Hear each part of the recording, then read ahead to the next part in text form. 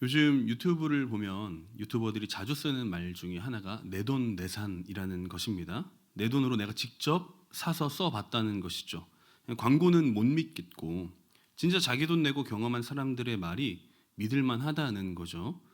그래서 사람들은 진짜 경험에서 나오는 말인지 그냥 팔기 위해 하는 말인지 구분하기를 원합니다. 우리도 그래요. 몇 주 전에 우리 안진호 목사님께서 자기가 잘 아는 감자탕 집이 있는데 거기가 정말 맛있다고 기가 막히다고 하시면서 저를 데려가시더라고요. 데려가시는 것뿐만 아니라 직접 돈까지 다 내주시면서 맛있게 먹은 기억이 있습니다. 우리는 좋은 카페를 발견하면 인스타에 올리고 단톡방에 올립니다. 누가 시키지 않았는데 입과 손이 저절로 막 움직이죠. 좋은 영화를 봐도 좋은 책을 봐도 그렇습니다.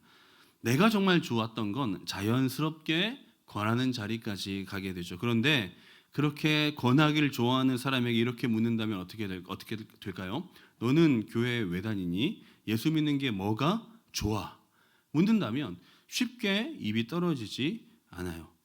그러니까 카페와 영화와 책은 그렇게 권하던 내가 복음 앞에서는 많이 굳어질 때가 있다는 것이죠. 사람이 달라져서 그런 게 아니죠. 이 문제는 우리가 정직하게 한번 그 앞에 서 있어야 돼요. 이런 복음의 질문 앞에 우리가 머뭇거리게 되는데 보통 두 가지로 나누게 됩니다. 첫 번째는 자기 합리화예요. 저는 은사 받은 사람이 하는 거다. 나는 말을 잘 못하는 사람이다. 괜히 부담 주고 싶지 않다. 이런 생각으로 복음을 권유하는 자리에서 슬쩍 한 발자국 빠지는 사람이 있는 반면에 죄책감의 자리에 서는 사람들도 있습니다. 행축 기간이 다가오면 태신자 작정을 하죠. 그런데 시간이 지나면 내가 누구를 작정했는지도 잊어버려요. 막 흐려집니다. 내년엔 축제도 그 다음 축제도 계속 흐려지는 모습을 발견하면 우리는 영적 죄책감에 빠지게 될 때도 있습니다. 그러니까 합리화이든 죄책감이든 이 둘 중에 무엇을 느끼든 간에 우리는 그런 것을 느낌에도 불구하고 실제로 복음을 전하는 복음을 권유하는 자리로 이어지는 게 쉽지 않은 게 사실이죠.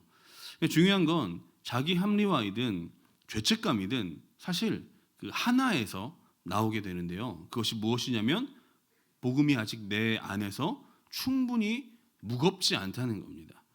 복음을 알고 있지만 그 복음이 내 삶을 실제로 움직이는 기준이나 동기가 되지 못하기 때문인 것이죠. 카페와 책과 영화를 자연스럽게 권했던 이유는 내가 그것을 경험했고 누렸기 때문입니다. 진짜 좋았으니까요. 진짜 맛있었으니까요. 근데 그 복음 앞에서 내 입이 닫혀져 있다면 그건 내가 진짜 은사가 없고 내가 진짜 말을 못해서가 아니라 나에게 복음이 아직도 좋은 카페와 영화와 책만큼 내 안에 실제되지 않았기 때문이라는 것이죠. 매일 예배를 드리고 매일 기도를 하고 매일 말씀을 읽어도 그 복음이 내 인생을 뒤흔드는 기쁨으로 다가오지 못하기 때문이라는 것입니다. 그래서 사랑하는 여러분, 권하지 못하는 건 단순히 능력의 문제가 아니라 복음을 얼마나 깊이 있게 받아들이느냐의 문제라는 것이죠. 오늘 말씀을 보면 출애굽한 이스라엘이 시내산을 떠나 가나안으로 출발하기 직전의 이야기입니다. 모세는 자기 장인어른의 아들인 호밥을 붙잡고 이야기해요. 미디안 사람 이방인입니다. 하나님의 언약 바깥에 있는 사람, 한마디로 하나님과 상관없는 사람이라는 것이죠. 그런 호밥에게 모세가 뭐라고 말하냐면 우리와 함께 가자라고 말해요. 출애굽 2년차 둘째 달입니다. 이스라엘이 시내산에서 1년간 머무르면서 하나님의 율법을 받고 성막을 만들고 진영을 갖추게 돼요. 이제 출발할 준비가 다 돼서 하나님께서 말씀하신 가나안 땅으로 가려는 순간에 모세가 호밥을 붙들고 동행하자 말하는 것이죠. 그런데 호밥이 거절합니다. 우리 30절 읽어볼까요? 시작. 호밥이 그에게 이르되 나는 가지 아니하고 내 고향 친족에게로 가리라. 단호하게 거절합니다. 이렇게 단호한 거절은 사람을 머뭇거리게 만듭니다. 그래? 너의 마음이 그러하다면 어쩔 수 없지. 그런데 모세는 이런 마음을 품지 않고 물러서지 않습니다. 31절에 다시 권해요. 읽어볼까요? 시작. 모세가 이르되 청하건대 우리를 떠나지 마소서. 그리고 그 다음 32절에 어떤 약속까지 하냐면요. 읽어봅시다. 시작. 우리가 동행하면 여호와께서 우리에게 복을 내리시는 대로 우리도 당신에게 행하리이다. 거절당한 모세가 멈추지 않고 계속 간절하게 권한다는 것이죠. 모세는 출애굽한 사람이었어요. 하나님께 약속을 받은 사람이었다고요. 우리도 마찬가지로 그리스도의 피로 사신바된 구원받은 자들입니다. 매 주일 하나님의 말씀을 받는 사람들이라고요. 모세 곁에는 하나님의 약속을 모르는 호밥이라는 사람이 있었고요. 우리도 마찬가지로 복음을 모르는 학교, 직장, 가족 안에 많은 사람들이 있습니다. 받은 사람이 있고 받은 사람 곁에 받지 못한 사람이 있어요. 그런데 모세는 권했고 우리는 때때로 권하지 못한다는 것이죠. 모세는 거절당해도 권했지만 우리는 거절당하면 입을 떼지 못할 때도 있습니다. 모세도 떠나기 직전 분주한 상황이었고 우리도 직장이다, 학업이다, 여러 가지 것들로 분주한 상황 똑같습니다. 상황이 다르지 않아요. 하지만 결과가 다른 것이죠. 무엇이 이렇게 다른 결과를 만들어낼까요? 진짜 이유는 다른 것에 있지 않아요. 하나님께서 해주신 그 약속을 어떻게 받아들이느냐의 문제였습니다. 모세에게 출애굽은 자신의 인생 일대의 사건이었어요. 그 은혜를 호밥에게도 나눠주고 싶었던 것이죠.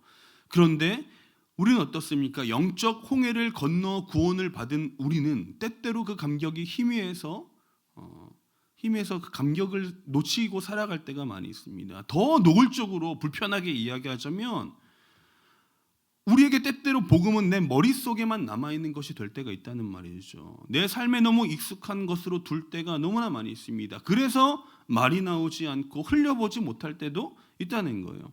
그래서 사랑하는 여러분, 오늘 본문을 통해 우리가 배워야 할 것이 있습니다. 더 전도 열심히 해라가 아니에요.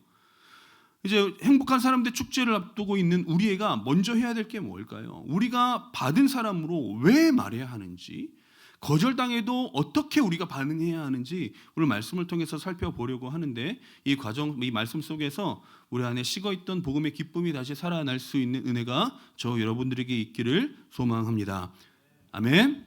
첫 번째 따라합시다. 받은 자가 권할 수 있다. 그럼 우리가 복음을 전해야 하는 권하는 자가 되어야 하는데 어떻게 권하는 자가 될 수 있는지 본문 29절 한번 읽어볼게요. 시작. 여호와께서 주마하신 곳으로 우리가 행진하나니 우리와 동행하자. 그리하면 선대하리라. 여호와께서 이스라엘에게 복을 내리리라 하셨느니라. 여호와께서 주마하신 곳, 여호와께서 이스라엘에게 복을 내리리라. 모세는 호밥에게 자기 생각으로 다른 것들을 권하는 것이 아니에요. 하나님이 약속하신 그것을 권하는 겁니다. 받은 약속을 같이 누리자는 것이죠. 동행하자라는 말이 단순히 같이 가자는 말이 아니라 히브리어 원어를 보면 초청하는 거예요. 함께 나랑 내 자리로 들어오라는 말이에요. 호밥아, 우리 가나안 간다. 너 알아도 이 정도 말이 아니라 내가 받을 은혜, 내가 받기로 된 하나님의 약속된 그 복을 너도 같이 받았으면 좋겠어. 제발 같이 가자. 동행하자는 말에는 이런 나누고 싶은 마음이 담겨 있다는 거예요. 요한복음 1장에 보면 안드레라는 사람이 나옵니다. 예수님을 만나요. 그리고 그날 예수님과 함께 시간을 보냅니다. 무슨 대화를 했는지 성경에 나오지 않아서 잘 모르겠는데 그 다음 장면이 중요해요. 요한복음 1장 41절에서 42절 읽어볼까요? 시작. 그가 먼저 자기의 형제 시몬을 찾아 말하되 우리가 메시아를 만났다 하고, 메시아는 번역하면 그리스도라, 데리고 예수께로 오니. 안드레가 한 일은 두 가지입니다. 첫 번째, 형 시몬을 찾아가는 것과 두 번째, 예수님께 간 거죠. 설교를 하거나 논리적으로 설명을 한 게 아닙니다. 그냥 형을 찾고 그 형을 데리고 왔다는 거예요. 안드레는 예수님의 12제자 중에 두드러진 사람은 아닙니다. 그런데 이 안드레가 한 일은 베드로를 예수님께 데려가는 거죠. 그 베드로가 훗날 예수님의 수제자로 사도들을 대표하게 됩니다. 베드로의 설교 한 번으로 3,000명과 5,000명이 회심하는 기적을 만들어내는 사람이 이 베드로였다고요. 그 베드로의 첫 번째 단추가 뭐였다고요? 안드레였다고요. 안드레는 큰 사도도 아니었고 말을 잘하는 사람도 아니었어요. 하지만 안드레는 예수를 만난 사람이었다는 겁니다. 그래서 자기가 만난 예수를 형에게 데리고 갈 수밖에 없었어요. 정보를 단순히 전달한 게 아닙니다. 저기 가면 메시아가 있어라고 말하는 게 아니라 데리고 간 거예요. 모세가 호밥에게 했던 동행하자를 실제로 실천했다는 것이죠. 사랑하는 여러분, 권유는 대단한 사람의 특별한 기술이 아닙니다. 따라합시다. 권유는 받은 사람의 당연한 반응이다. 이런 복음이 내 안에서 진짜 복음이 되면 우리는 누군가에게 동행하자 말하게 됩니다. 근데 문제는 뭐예요? 내 입과 말이 서툰 게 아니라 은혜와 그 복음이 너무 당연해지고 익숙해져 버렸다는 거죠. 재주가 능력이 없는 것이 아니라 내 안에 그 복음의 기쁨이 희미해져 버렸다는 거예요. 우리는 어쩌면 이 동행하자고 권하지 못하는 이유를 너무 그럴듯하게 포장해서일 수도 있습니다. 나는 좀 조심스러워. 나는 타인을 존중해. 물론 그럴 수 있죠. 그런데 진짜 그것뿐인지 한번 우리 내면을 살펴봐야 된다고요. 혹시 상대방을 배려한다고 말했지만 그 이면에는 내가 불편해지는 것이 싫은 것 아닙니까? 그 친구와의 커피 한 잔, 식사 한 끼는 그렇게 소중하면서 그 친구의 영혼에 대해서 관심을 기울이지 못하는 것, 그런 것 아닙니까? 맛집은 실패하지 않게 도와주고 싶으면서 하나님 없이 살아가는 그 사람에게 아무 말하지 않는다면 우리는 복음을 너무 가볍게, 너무 무가치하게 여기는 것일지도 모르는 것이죠. 그래서 사랑하는 여러분, 나는 잘 못한다라는 말에 숨지 마십시오. 주님이 우리에게 말솜씨가 어떠냐고 묻는 게 아니잖아요. 주님이 우리에게 지금 묻고 있는 건 뭐예요? 너에게 복음이 정말 기쁜 소식이냐를 묻고 있는 건 아니겠어요? 복음이 나에게 진짜 생명이라면 말로 행동으로 드러나게 되어 있는 것 아니겠습니까? 복음이 나에게 진짜 진리의 길이라면 그 길에 벗어나고 있는 내 사랑하는 그 누군가에게 그 사랑하는 누군가 앞에서 절대 침묵할 수가 없게 되는 것이죠. 그래서 여러분, 우리에게 지금 필요한 건 뭐예요? 결단요? 여러분, 결단 매주 하잖아요. 훈련이요? 훈련 필요하죠. 그런데 이런 것들보다 더 먼저 필요한 것은 받은 복음으로 다시 돌아가는 거예요. 주님이 내게 베푸신 구원의 감격이 다시 살아나야 한다는 것입니다. 나를 죄에서 건져내시고 버리지 않으시고 나 같은 사람을 하나님의 자녀로 삼아주신 그 주님의 은혜가 다시 우리에게 살아나게 해달라고 우리는 간구하고 붙들고 기도해야 한다는 거예요. 그래야 내 말도 살아날 수 있다는 겁니다. 사랑하는 여러분, 우리가 자격이 없다는 그 말로, 그런 자격이 없다는 그 말에 그 거짓된 겸손을 좀 내려놓기를 바라요. 아까 말했듯이 안드레가 어떤 능력이 있어서 형을 예수님께 데려간 게 아니잖아요. 그냥 안드레는 만났으니까 데려간 거예요. 은사가 없다는 말 뒤로 숨지 마십시오. 모세도 입이 둔한 사람이었다라고 말하잖아요. 그래도 권했어요. 듣기만 하고 움직이지 않았던 우리의 입술을 십자가의 그 은혜 앞으로 가지고 나아갈 수 있는 저와 여러분들이 되기를 바라요. 그 십자가 앞에 고백하십시오. 하나님, 십자가 권의 감격이 내 삶의 실제가 되게 해주십시오. 그 십자가 은혜 앞으로 간절히 나아갈 수 있는 저와 여러분들이 되시기를 주님의 이름으로 축복합니다. 그래서 받은 자의 자리에서 일어나 같이 가자, 동행하자고 말할 수 있는 저와 여러분들이 되기를 바랍니다. 자, 두 번째 따라합시다. 거절 앞에서 멈추지 말라. 자, 받은 자리에서 한 번 권했는데 단호히 거절하게 된다면 우리는 어떻게 해야 될까요? 우리 30절 한번 읽어볼까요? 시작. 호흡이 그에게 이르되 나는 가지 아니하고 내 고향 내 친족들에게로 가리라. 단호한 거절입니다. 보통 사람이라면 아까 말했듯이 뭐라 그랬을까요? 그래? 너의 마음이 그렇다면 뭐 어쩔 수 없지. 이렇게 물러설 수 있겠죠. 그러면 서로 자존심도 어느 정도 지켜줄 것 같고 이 관계도 뭐 그렇게 해치지 않은 것 같으니까요. 더 권하면 강요가 될 것 같고 부담이 되겠죠. 그래서 우리는 항상 그쯤에서 적당히 발을 뺄 때가 많이 있습니다. 그런데 모세는 다르죠. 31절 읽어볼까요? 시작. 모세가 이르되 청하건대 우리를 떠나지 마소서. 다시 한번 권하는데 더 간절히 권하는 거예요. 떠나지 마소서라는 원어를 보면요, 제발, 부디라는 말이랑 버리다, 포기하다라는 말이 합쳐져 있는 말이에요. 그래서 무슨 말이에요? 단순히 가지 마세요 정도가 아니라 제발 나를 포기하지 말아줘. 제발 나를 버리지 말아줘. 라는 뜻이 있는 거예요. 모세가 누구예요? 이스라엘의 지도자예요. 출애굽을 이끌어낸 하나님의 능력 있는 사람이었어요. 시내산에서 하나님을 직접 대면해서 말씀을 들고 내려온 위대한 사명자였다고요. 그런 모세가 모든 자존심을 꺾고 미디안 사람, 하나님의 구원의 약속에 벗어난 그 사람, 그 호밥 한 명 앞에서 제발 날 떠나지 말아달라고 붙들고 애원하고 간절하게 말하고 있는 거예요. 처음에는 약속을 가진 사람의 당당한 권유였지만 거절당한 후에는 톤이 달라지는 거예요. 거절당하자 더 낮은 자세로 더 간곡한 모습으로 한 사람을 붙드는 겁니다. 그리고 32절에 뭐라고 이야기해요? 읽어봅시다. 시작. 우리와 동행하면 여호와께서 우리에게 복을 내리시는 대로 우리도 당신에게 행하리이다. 내가 하나님께 받을 그 복을 내가 너에게 나누어 줄게. 거절한 사람에게 한 번 더 권하면서 내 것을 포기하고 내 것을 기꺼이 나눠 주겠노라. 이게 받은 사람의 모습이라는 것이죠. 제가 족저근막염 때문에 요즘에 고생하고 있습니다. 여러분, 하루를 시작할 때 침대에서 이제 발을 딱 디디면 아파요. 그러니까 저는 하루의 시작이 고통으로 시작합니다. 걷는 것도 불편하고 서는 것도 쉽지 않아요. 여러분, 제가 여러분들 앞에서 이렇게 서서 설교한다는 거 여러분들 영광인 줄 아세요? 되게 크게 비웃는다. 네, 농담이고. 아무튼 이 고통을 느끼는 저를 보면서 제 아내는 그냥 두지 않습니다.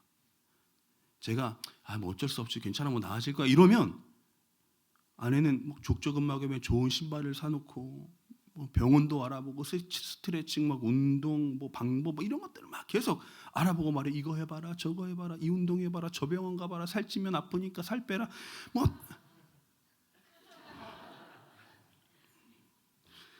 어디까지 했어요? 아무튼 블라블라블라블라 막 이것저것 저에게 시도 때도 없이 이야기를 합니다. 솔직히 듣는 입장에서 귀찮을까요, 안 귀찮을까요? 저는 안 귀찮습니다. 저는 안 귀찮아요. 그런데 여러분, 왜 아내가 저에게 그렇게 이야기할까요? 저를 이기려고요?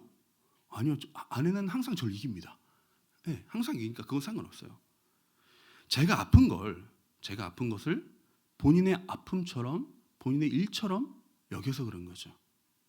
사랑은 한 번 말하고 끝나지 않아요. 사랑은 괜찮아라고 말해도 정말 괜찮은지 다시 봅니다. 사랑은 귀찮게 하려는 마음이 아니라 그냥 그렇게 두지 못하는 마음인 거예요. 상대방의 아픔과 불편함이 나의 마음에 들어왔기 때문에 다시 말하고 또 알아보고 또 권하는 거예요. 그렇기 때문에 사랑은 때때로 타인을 불편하게 만들 수 있습니다. 왜요? 그 불편함에는 나를 살리려는 마음이 있는 것이기 때문이죠. 그리고 사랑하는 여러분, 여러분들의 셀 리더가 여러분들을 귀찮게 하잖아요. 왜요? 여러분들을 살리고자 하는 마음 때문이에요. 모세의 두 번째 권유가 여기에 있는 거예요. 호밥이 나는 가지 않겠노라 라고 말했을 때 모세는 그래, 너가 그렇게 선택했다면 어쩔 수 없지, 존중할게 라고 말하지 않아요. 다시 말합니다. 다시 더 낮은 자리로 가요. 청하건대 제발 나를 버리지 말아다오.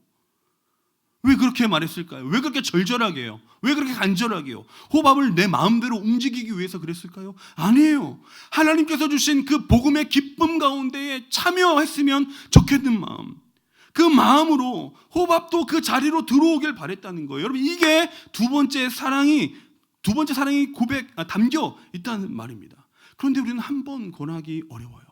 한 번 권했다가 거절당하는 두 번째는 입도 떼지 못합니다.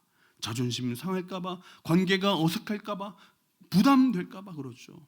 그런데 그 모든 이유의 뿌리에는 뭐가 있어요? 내 체면, 내 감정, 내 느낌, 그런 것들이 한 영혼의 무게보다 더 크기 때문인 거예요. 복음보다 어색함, 복음보다 우리의 분위기, 그게 더 중요해져 버린 것이죠. 누가복음 5장에 보면 베드로가 밤새도록 고기를 잡지 못합니다. 그런데 예수께서 찾아와요. 그리고 깊은 데로 가서 그물을 내려 물고기를 잡으라 말합니다. 그래서 베드로가 이미 밤새 수고했지만 주님의 말씀에 의지하여 그물을 내립니다. 그러자 그물이 찢어질 만큼 고기가 잡히죠. 그때 베드로가 예수님께 뭐라고 말해요? 엎드려 말합니다. 주여 나를 떠나소서 나는 죄인입니다. 겸손하게 말한 게 아니라 베드로는 주님의 거룩하심 앞에 자기의 죄인됨을 발견한 거예요. 그래서 가까이 오시는 주님께 더 멀어지려고 합니다. 이게 죄인의 본능이거든요. 은혜가 가까이 다가올수록 멀어지는 거. 그래서 주님 어떻게 하세요? 베드로가 나를 떠나소서 말할 때 정말 떠나셨어요? 아니죠. 주님은 베드로의 말대로 물러서지 않으셨습니다. 오히려 더 깊은 자리로 부르시죠. 무서워하지 마. 내가 이제는 너를 사람 낚는 어부로 만들 거야. 베드로는 나를 떠나세요라고 말했지만 주님은 나와 함께 사람을 살리러 가자.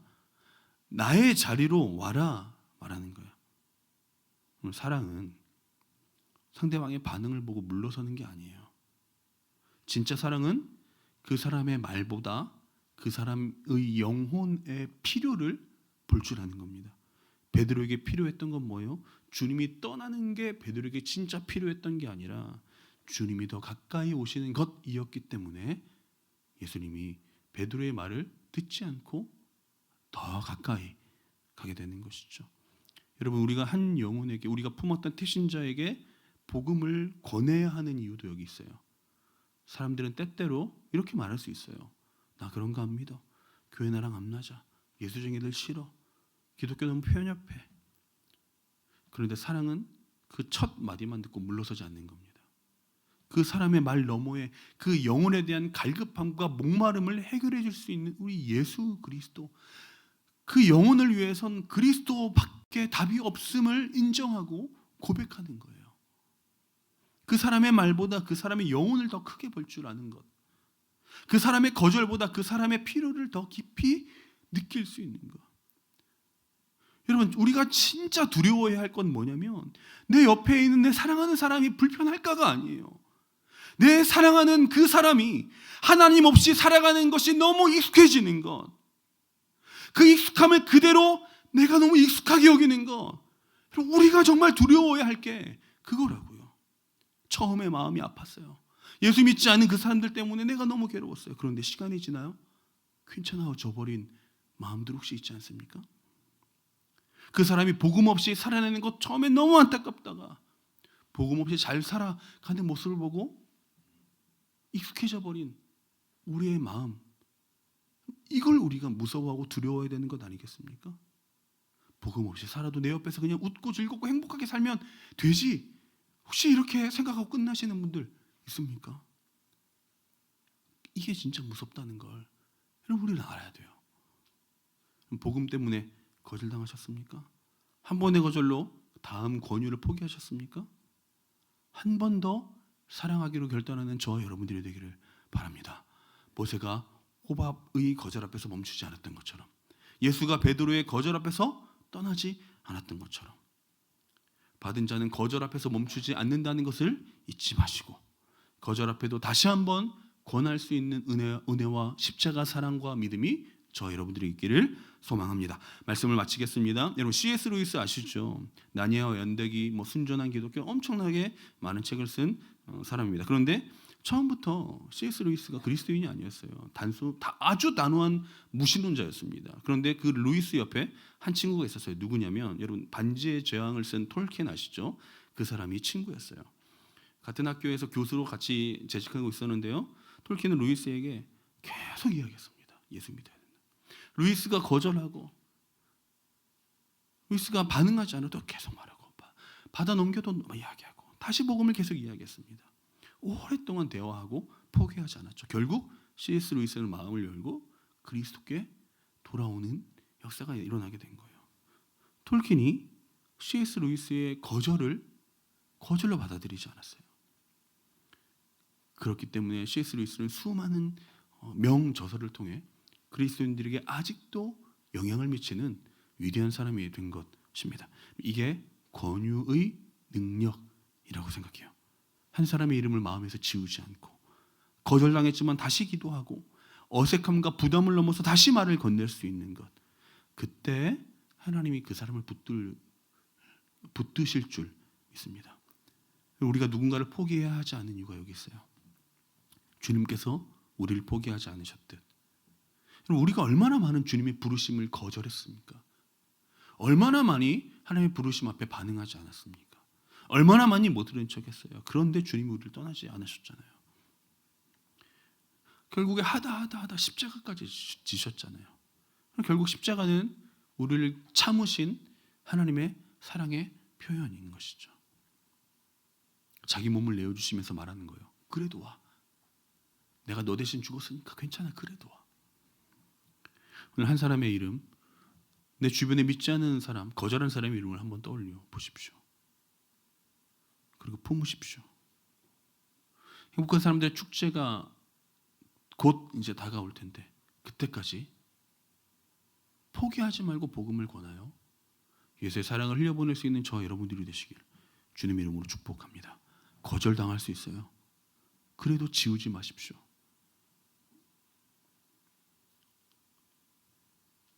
주님이 우리를 멈추지 않고 부르신 그 사랑을 기억하고 한 영혼 앞에 멈추지 않겠노라 다짐하며 결단하는 저 여러분들, 같이 가자, 나와 동행하자 말할 수 있는 오늘 이번 한 주가 되기를 주님의 이름으로 축복합니다.